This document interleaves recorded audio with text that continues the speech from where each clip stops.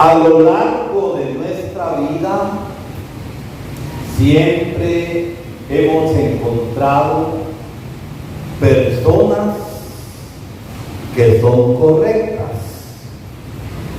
personas que son honestas, personas sinceras y con rectas intenciones. Y nuestra confianza es que son la mayoría.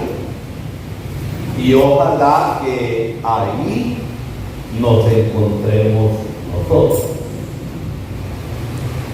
Pero también es cierto que hemos encontrado personas perversas. Personas perversas que no son rectas en sus intenciones, personas que no son sinceras, personas que son deshonestas en este sentido. Y a los primeros que he mencionado, nosotros reconocemos grados de santidad y de coherencia en su vida cristiana, de llevar a la práctica la fe.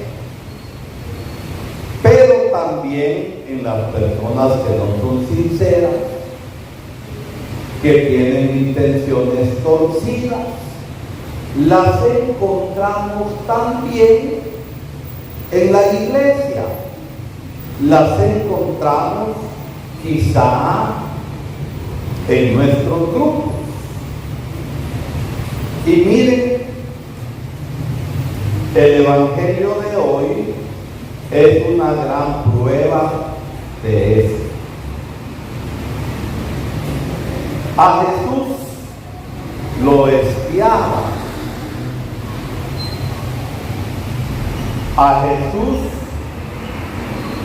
lo acosaban. Y siempre andaba buscando la manera de tenderle trampas para tener de qué acusarlo. Y no eran sinceros. Nos dice el Evangelio de hoy, después de que Jesús dejó a los saduceos, un grupo religioso dentro del judaísmo, se acercó un doctor de la ley, que era un hombre versado en la Torá, en los libros sagrados, en las leyes de Dios. Y se acercó a Jesús para hacerle una pregunta. Pero la intención de él era meter a prueba a Jesús. Y cuando uno quiere meter a prueba a la otra persona, ya no es recta en sus intenciones. Ya uno no es sincero. Y el doctor de la ley sabía.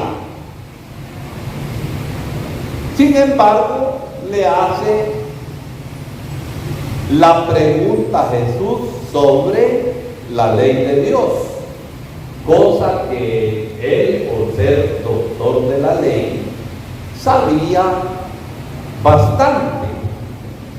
Estaba preparado sobre esto. Maestro, ¿cuál es el mandamiento principal? Y realmente era un problema en el mundo judío esto. ¿Por qué?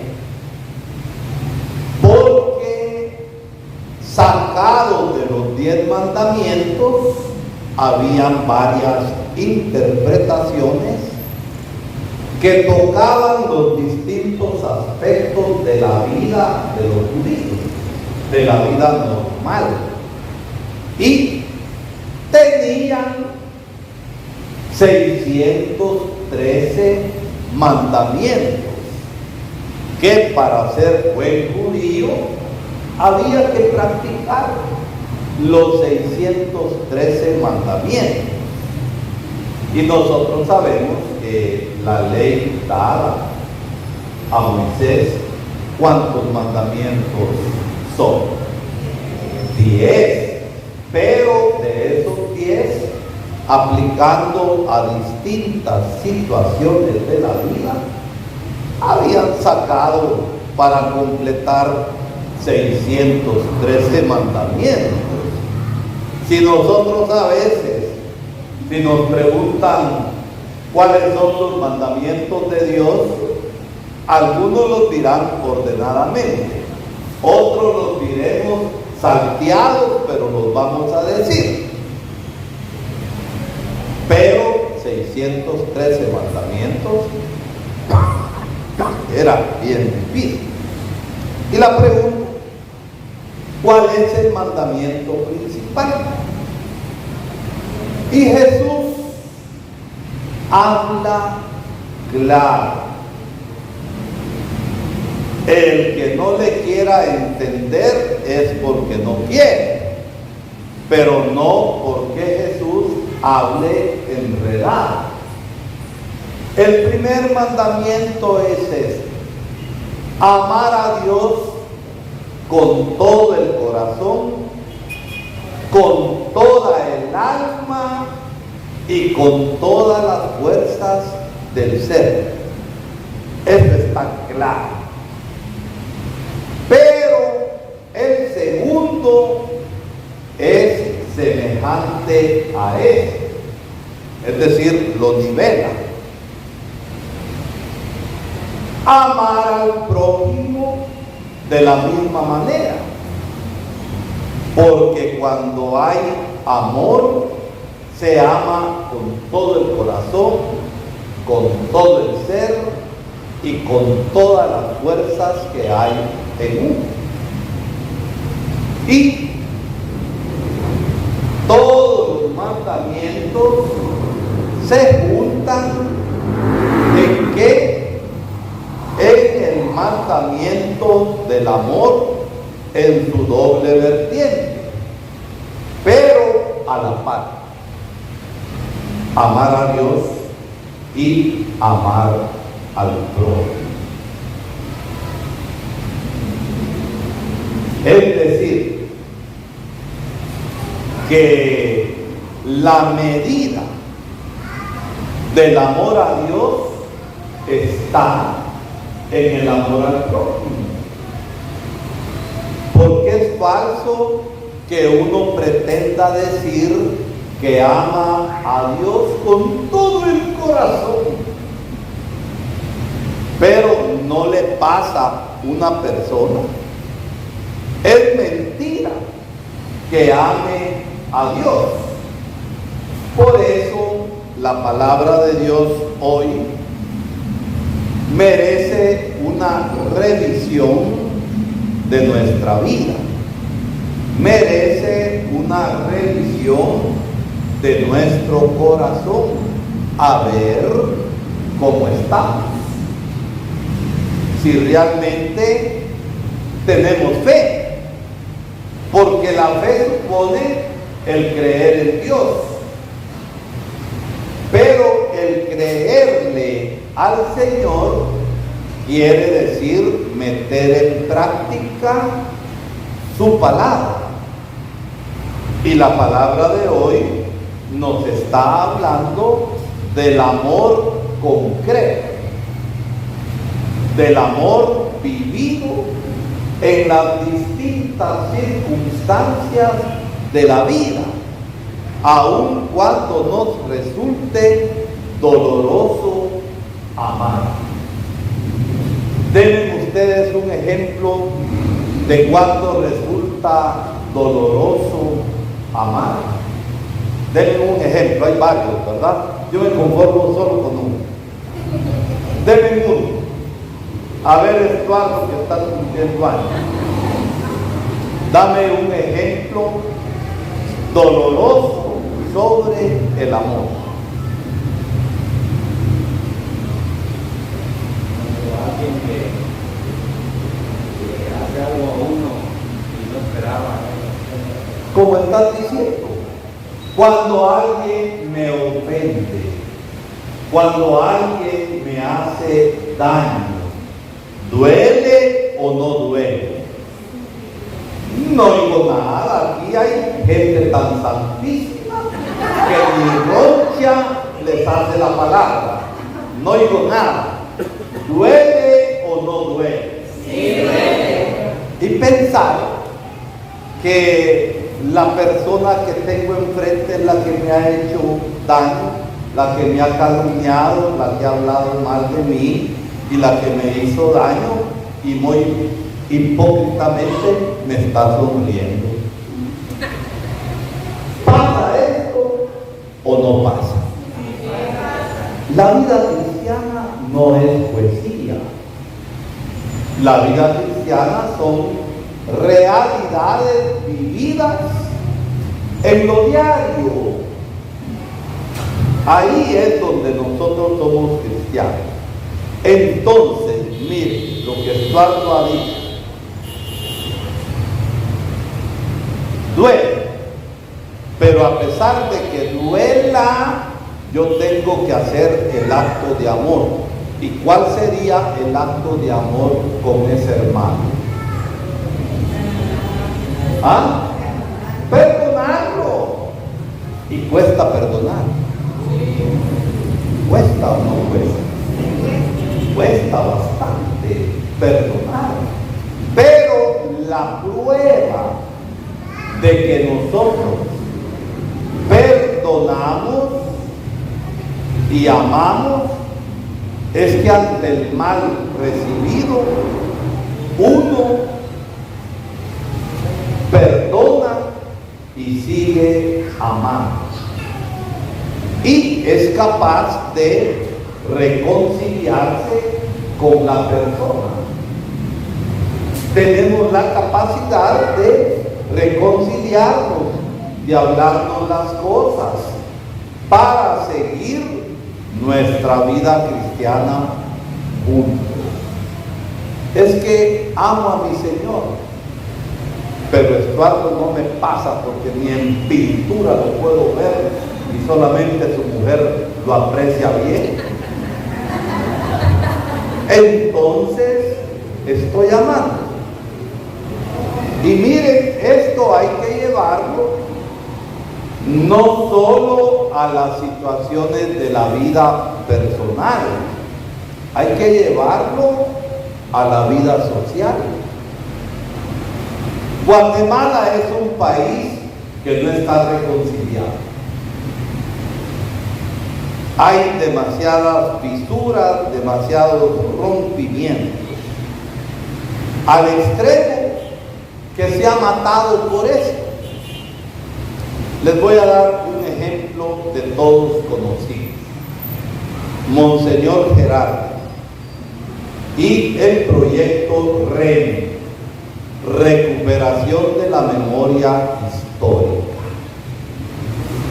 Muchas personas en Guatemala, sobre todo los victimarios que participaron en las grandes masacres, matando, y los que apoyaban dando dinero, las grandes élites económicas que siempre apoyaron todo esto, por lo que se entendía como amenaza del comunismo, y pedir vida justa e igual para todos. Eso no es comunismo, eso es evangelio.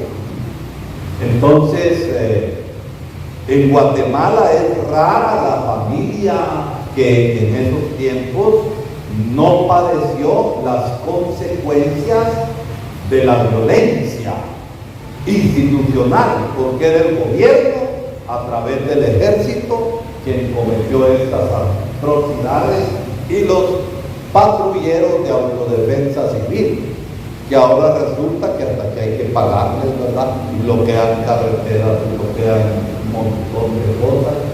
Entonces, Monseñor Gerardi llevó adelante un programa de pacificación a través de la reconciliación y el perdón. Entonces, se puso por escrito con testimonio todo lo de las masacres. Es para qué revivir las heridas pasadas, para qué revolver lo pasado.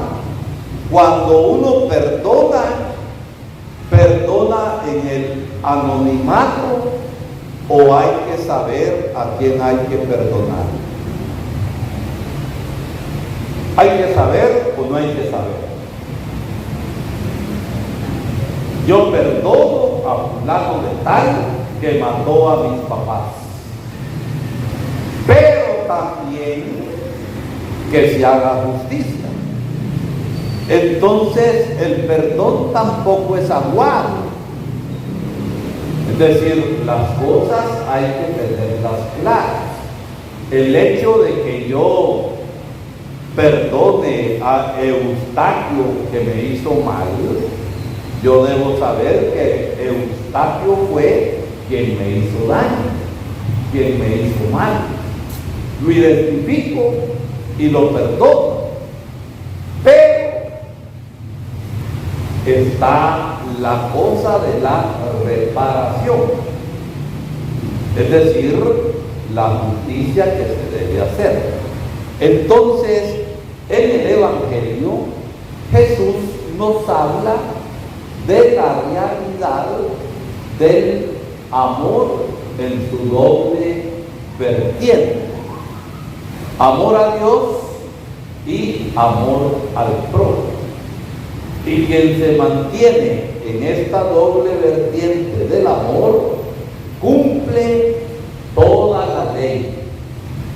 Porque a veces también hay unos de nosotros que malentendemos las cosas. Y cuando malentendemos las cosas, ponemos nuestras propias leyes. ¿Y de dónde se sacaron esas leyes?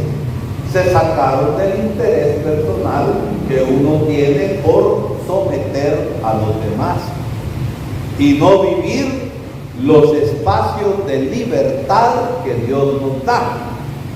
Los mandamientos de la ley de Dios están dados para nuestra libertad y para nuestro bien. Por ejemplo, mire, seamos prácticos. Si yo voy manejando en una carretera peligrosa, de muchas curvas, de muchas pendientes, debo obedecer las señales de tránsito que hay en la carretera o no las debo obedecer. Las debo obedecer. Debo ser prudente y en mi libertad acatar aquello. ¿Por qué? Porque es para nuestro propio bien. Pero cuando somos golilleros y necios en la vida, ¿qué nos pasa? Nos matamos. Yo espero que aquí en Zacapa no vaya a haber una tragedia dentro de poco. ¿Ya se dieron cuenta ustedes en la noche de que están agarrando las calles un montón de jóvenes con motos? ¿Ya se dieron cuenta? ¿Qué autopista de competencia de motos?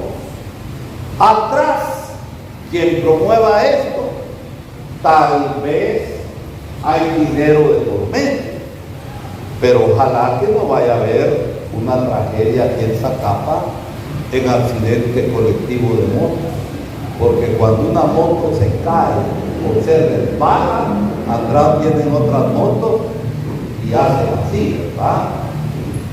Entonces, las leyes de Dios están para nuestro bien y para nuestra salvación. Son las señales del amor que Dios pone en nuestra vida. Y por lo tanto, yo en la libertad las obedezco. No porque está mandado, sino que se trata de una cuestión de amor. Que Dios nos ayude, nos ilumine y abra nuestro corazón para que vayamos entendiendo su palabra y la llevamos a la práctica. Y que la Eucaristía nos haga dar frutos de amor. Porque si comulgamos y no amamos, seamos honestos, tendríamos que comulgar. No, ¿por qué?